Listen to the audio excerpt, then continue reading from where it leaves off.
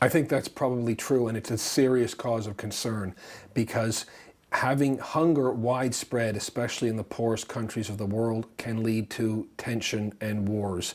We saw it with the Arab Spring in the 2014. That was partially due to a famine that took place, a drought in that region. We have ongoing tension in the civil war in Ethiopia, which doesn't get reported in the news. That will be exacerbated by a shortage of food. Yemen, we already see problems in Sri Lanka. So I think one of the dangers is you can have economic recession, but when it hits the basics of life for poor people in the developing world, you have conflict. So I'm quite concerned that we may see an eruption of regional wars taking place throughout the world, especially in Africa and parts of Asia. So I think the immediate proximate cause is the invasion of Ukraine, which has led to blockades in the Black Sea. We know there's vast amount of wheat that have been held up in Odessa and other ports. So that's the immediate cause. But the Ukraine is only responsible for about 10% of the world's wheat supplies. So the question is that really enough to lead to all this crisis? So I think what's happening, and we have good experience with this in recent years with COVID, is what you're seeing is panic buying. We saw it in the United Kingdom with toilet paper and flour and things like that. And what's happening is I think a lot of countries around the world are beginning to stockpile things like wheat. India in particular has done this. And then you have this panic that ensues, and wheat that would normally have been on world markets and going into foodstuffs and being eaten by people is now being stored. So I think to a degree you actually have an artificial scarcity that was induced by the blockade in the Ukraine, but is not really genuinely caused by that. The blockade is wrong, it's harmful, but as Medvedev pointed out, the sanctions have been imposed on Russia. What is Russia expected to do? If it's had sanctions imposed on it, then presumably it needs to safeguard its own sources of things like wheat. So I think to a degree it was inevitable that Russia was going to restrict the outflow of things like products like wheat and so on from its borders. But I do think it's being done malevolently. I think using famine as a tool of war is a very heinous thing to do. I think especially if you look at the history of Ukraine and what they went through with the Holodomor and so on. But I don't know that maybe the West should be that surprised that that's a tactic that Russia has used. Part of the crisis, I think, predated the war in Ukraine. And I think it was partially as a consequence of the pandemic responses. And I think what you had is these massive inflationary pressures because of the lockdowns. So I think even if there was complete peace in Ukraine, we would still be seeing serious problems because the prices of all things, including commodities, would have gone up. What the blockade, the restriction of the supply chains in the Black Sea has done is it has exacerbated a pre-existing problem. And I think because the war is front and central in the minds of people, we tend to assume that that's the cause. The lockdowns now are coming up on 2 years ago, and a lot of people have maybe forgotten to a degree what happened then. And we always knew, or at least people that were sensible knew, that the economic consequences of the lockdown were not going to be felt in the immediate weeks or even the next few months. It was going to be years later, and now we're being hit with that. So I think there's two immediate, well, it's probably three. The first one obviously is alternative sources. So places like Canada that would boost its wheat production to satisfy world demand. And I think to a degree that's probably taking place. And if you look at Canada's historic wheat supply from the sort of Arctic port of Churchill, I think that could be beefed up over the summer.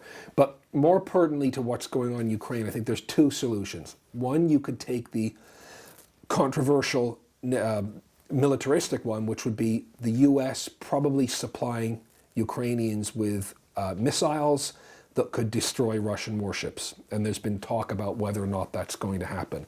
If the Russian warships were destroyed, the ports could then be freed and the supplies would start to move. That's probably the most controversial. The second one, less controversial, but I would imagine infinitely more expensive, is to try to have the supplies delivered by rail into Eastern Europe. Now, one of the problems there that makes that so much more expensive is the different gauge of the rail network. And I think it's probably astounding that this wasn't addressed before. But when the trains reach the border, I'm assuming it's perhaps the border with Belarus and Lithuania or one of the Eastern European countries, the loads have to be unloaded and put on different trains. And that is a very time-consuming, expensive procedure. Now, money could potentially be channeled into those points of departure to make that process happen more smoothly.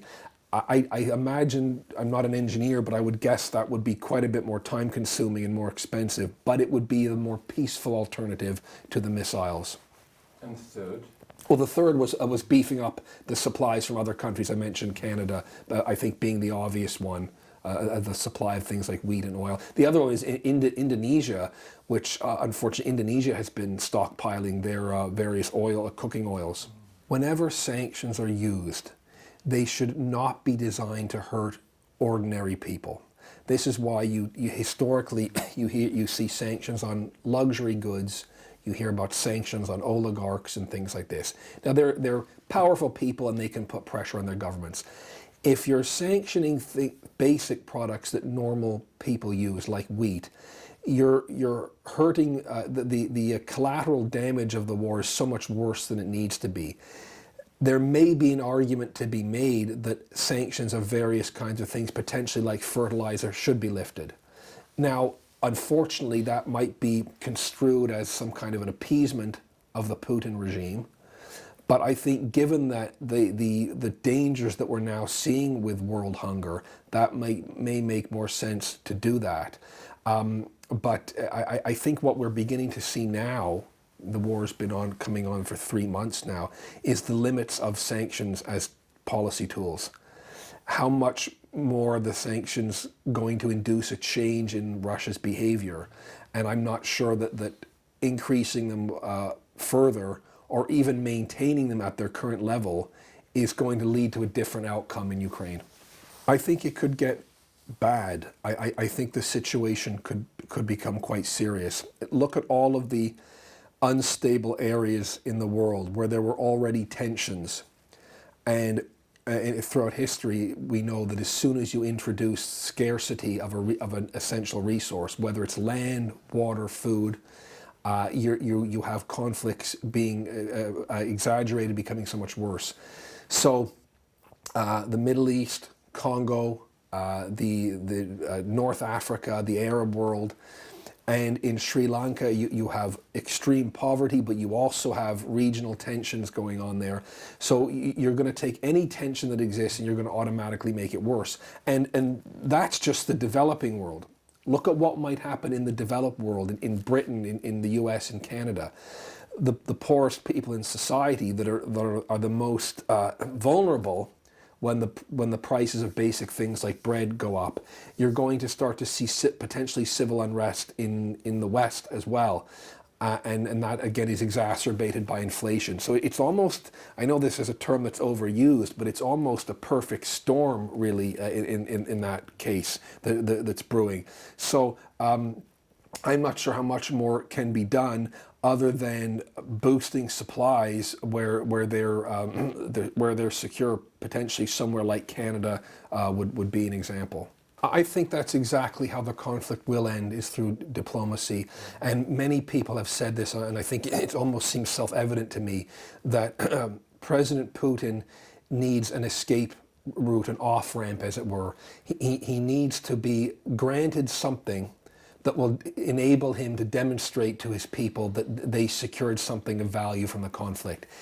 And I don't know what that would be. It may be some control of some territories in eastern Ukraine. It may be some kind of a power sharing arrangement, a new border. I'm not sure, some kind of a treaty. If that doesn't happen, I personally can't see the conflict being resolved anytime soon. So in order to get it resolved quickly, I think some kind of a diplomatic settlement that should be brokered where Russia is able to claim some kind of a victory out of what seems like a disaster, quite frankly, that's only harmed millions of people and has damaged Russia's position in the world. And I don't know what that would be, but I think diplomacy is the answer. And I would much rather see that before we saw an escalation of war, or, as we've been talking about, these crises in terms of famine, which are beginning to appear around the world.